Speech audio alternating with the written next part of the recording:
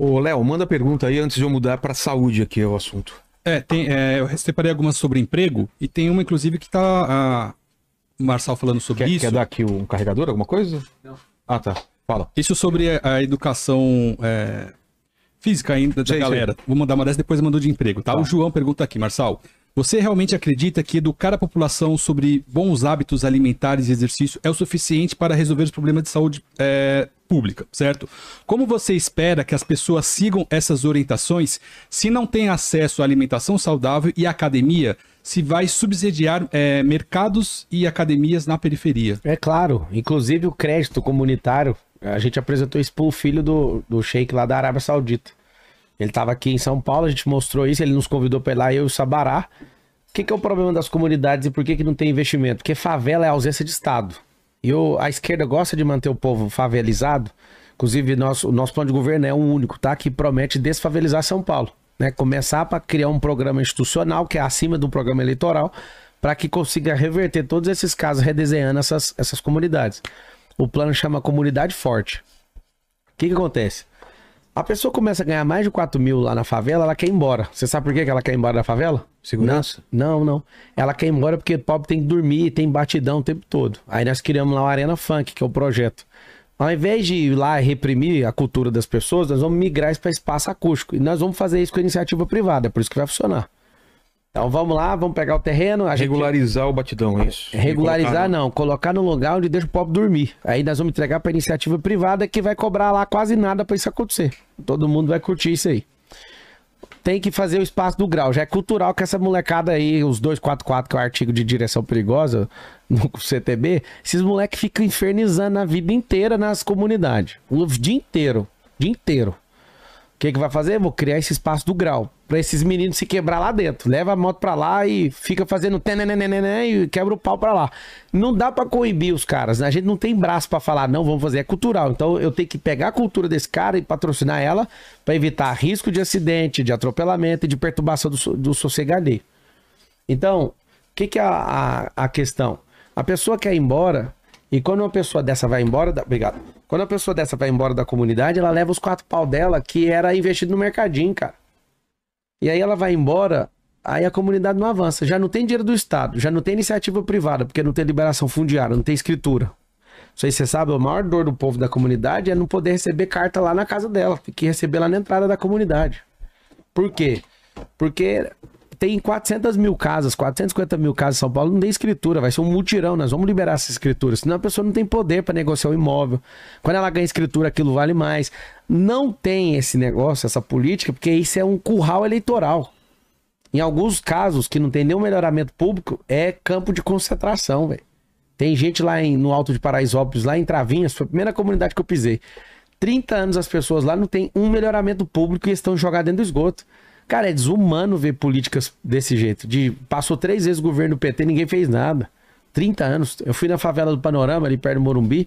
Cara, 80 anos lá, os caras têm que fazer a rua com a mão, eles mesmos fazendo. Ou seja, é um descaso com as pessoas. Então, esse projeto de desfavelizar, se não mudar a mentalidade, não faz. Porque precisa das pessoas acompanhando o progresso também. Precisa, assim como lá na África. A galera fica pegando no meu pé como se eu fosse o prefeito de lá, mas quem constrói as casas são as pessoas. A gente não contratou construtor, é na velocidade deles. Eles que constroem. Então, fica o grande detalhe para todo mundo entender. A política pública de mudança de mentalidade e hábitos, se ela não for implementada desde pequeno, vai custar mais caro, inclusive, para a gente fazer agora. Nós vamos fazer nas duas pontas, tratando o efeito e tratando a causa. Vamos falar depois sobre Boulos e sobre Nunes. Mas antes eu queria saber dessa tua relação. Quando o Nunes esteve aqui, semana passada, a gente falou se ele curtia um trisal, porque o que parecia desde o começo é esse trisal, você, ele e o Bolsonaro. Você tem algum tipo de ressentimento do Bolsonaro? Qual é a tua relação com ele? O que vocês conversaram? Em que pé que tá o Bolsonaro? Porque parece que ele tá com um apoio tímido em relação ao Nunes, né? Qual é a tua leitura? Porque ele viu que o povo não tá com ele. Né? O povo sempre esteve do lado do Bolsonaro e continua, mas em relação ao Nunes, o povo não tá com o Bolsonaro, não faz sentido. Todo mundo sabe que o Nunes é esquerdista, o povo é mais ainda, que ele acabou escolhendo.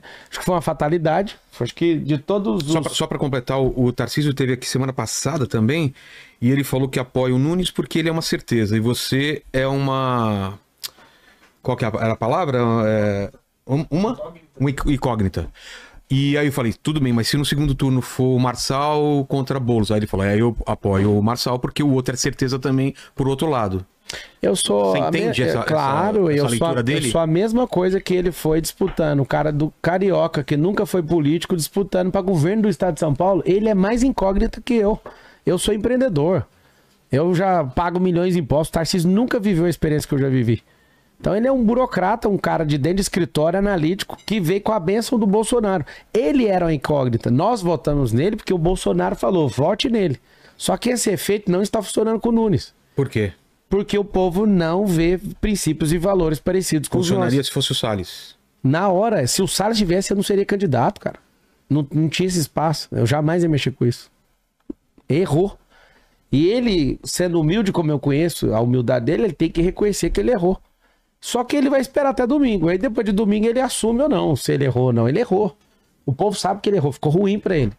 E por que você acha que Nicolas e uma parte grande desse núcleo bolsonarista tá contigo aí? Cara, não é que eles estão comigo, eles estão na lógica. Eles não morrem de amor por mim. Eles olharam e falaram, Marçal tá apanhando sozinho do consórcio comunista do Brasil. Como que eu vou apoiar um cara que faz parte do consórcio comunista, que é o Nunes? Aí a galera que tem bom senso falou, cara, eu prefiro trocar o desejo de ser respeitado 100% do que viver nessa dúvida de não acudir o cara que tá apanhando sozinho. Então, o próprio Nicolas falou, Marçal, uma dúvida, eu prefiro ir na dúvida do que tomar um... Foi dúvida mesmo. Ele também falou, eles não estão apaixonados por mim e falando o Marçal é o melhor que tem no mundo, não. Todos estão em dúvida, eu entendo, vai ser meu primeiro cargo público. Então, assim, de tudo que tem dentro do secretariado lá da prefeitura, cara, eu faço tudo essas coisas da minha vida. Eu não sou funcionário público, essa é a diferença. Manda, Léo. Tinha separado sobre emprego, podemos continuar? Pode ser. E aquela confusão também no 7 de setembro, eu perguntei aqui pro Nunes, e ele falou que foi o pessoal seu mesmo que estendeu aquela faixa de... Foi não. Ele é um sabe, canalha. Aquela bandeira. Ele é um canalha. Falar que o pessoal meu, ele é investigador. Que era o pessoal que tava limpando e aproveitaram o pessoal dessa equipe, tirou foto pra parecer que era... se tirou foto, eu só recebi a foto. Minha equipe não foi nem a criadora, porque aquilo lá é contravenção penal, mexer na bandeira nacional. Aquilo lá é coisa de idiota, quem fez aquilo lá. Aquilo lá foi pra provocar o Bolsonaro, 100% que não é da minha parte, que aquilo é uma contravenção, zero possibilidade. Eu não aprovaria aquilo nunca. Agora, o funcionário dele tava lá com o adesivo da Prefeitura de São Paulo mexendo, se esticando o negócio direitinho. O que ele tem a ver com aquilo? Ou ele tá tirando ou ele tá colocando, mas esticando por quê? Ficou muito feio aquilo lá, né? Não dá pra entender. Eu não posso asseverar que foi ele. Eu fiz uma denúncia perguntando por que a Prefeitura de São Paulo tá mexendo com isso aí. Se foi ele ou não, eu já não sei. Agora que foi a gente, é certeza que não foi. E o pessoal falando que você quis trazer os louros daquela movimentação pra você? Não. Chegou no final. Zero. Eu não convoquei ninguém, eu nem usei nem o Instagram nem um dia, por isso que o Silas tá me perseguindo. Então. Ficou chateado porque eu fui... Porque o Silas tá te batendo diariamente aí. Cara, fazendo vídeo em cima de vídeo. Por quê? Você tem que perguntar pra ele de verdade. Minha avaliação espiritual é que Deus fechou o coração dele e é necessário que aconteça desse jeito. Pra mim, eu tô em paz em relação a isso. E com o público evangélico, você acha que bateu cara, muito em relação a... Quando você bate em alguém... Não, só tá aumentando o público evangélico lá no Datafolha. Até o Tarcísio agora quer pregar dentro da igreja. Ele foi lá no Valdomiro, pregou. Vamos salvar aqui o Nunes, nós temos que ressuscitar o defunto. Sabe assim, os caras ficaram crentes todo mundo de uma vez. Só aumentou o público evangélico, porque o povo evangélico não vota de cabresco. Eles, como eu sou também, eu tô te falando que a gente é muito veaco, a gente vota por princípio. E ver que um cara muda de opinião, ou ver que um cara não segue o que a gente não vota. Isso que eu falo. Pode amar um pastor, mas a gente não vota. Eu já vi muito vídeo seu, e aí vou trazer isso, né? Já vi você falando, eu sou evangélico, não sou evangélico, sou cristão, e no outro falando, eu não sigo nenhuma religião. O que você é? Religião. Sua família e o que você é. Não. Depende do que você viu. Se você vê sem contexto, vamos lá. Eu só vi os cortes. O cara tá falando, por isso que eu vou explicar. O cara vira e fala assim, ó. De que religião que você é? Eu estudei teologia, tá? Religião. Tiago 1:27. Tá escrito. A verdadeira religião é cuidar dos órfãos e das viúvas. E não se contaminar com as coisas desse mundo. Pra mim, religião é isso. Religião no latim. Religare. Ato de piedade de Deus e fazer uma religação do homem com Deus. Através de quem? De Cristo. De novo, Jesus é religião? Não. Cristianismo é religião? Não. Então pronto. Aí nesse contexto, eu não sou religioso. Então você Isso é um lifestyle. Escuta aí que eu tô te explicando. Tá. Eu sou cristão, imitador de Cristo. Você respondeu a mesma coisa que eu. Cristianismo não é religião. Mas você se coloca numa gaveta Eu de sou evangélico cristão. ou não? Cara, a minha formação... Hoje em dia? Claro. Se for pra ir, vamos... É porque tem duas É coisas. porque tem cristão e abaixo do cristão você pode ser católico, pode ser Isso, evangélico. agora, então pode ser vamos lá. Tá. Aí tem um negócio chamado lato sensu. Lato sensu é sentido amplo. E o estrito sensu. No estrito sensu é lógico que eu sou evangélico. No lato sensu, eu sou cristão. Claro. É estilo de vida. Agora, qual que é o problema do Silas comigo? O Silas tem um problema. Eu sou um cara que não sou obrigado a bater continência pra ele. Respeito ele como irmão mais velho. Você acha que ele quer ter algum tipo de autoridade sobre você? Sobre mim, zero. Mas ele gostaria, você acha? Com certeza. Que ele quer regular tem 2 anos. O que eu falo, o que eu deixo de fazer. Ele ficou perguntando o tempo inteiro pra todo mundo em volta de mim. Ele vai no 7 de setembro? Eu falei, surpresa. Por que eu falei surpresa? Porque eu estava em El Salvador e eu não sei se eu chegaria a tempo. Teve um pequeno atraso no voo. Foi exatamente assim. E provo através dos stories.